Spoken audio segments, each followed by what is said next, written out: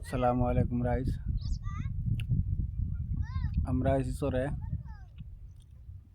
এই দেখেন কত সুন্দর পরিবেশ। এই দেখেন এদিকেরা এখানে আমার সাথে মানুষ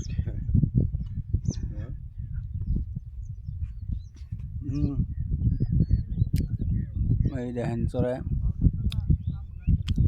এই যে নদী, আমরা নদীতে বসে আছি। আমরা ছোট্ট একটা নদী, ওই পাশে দেখেন খালি মাকই ক্ষেত।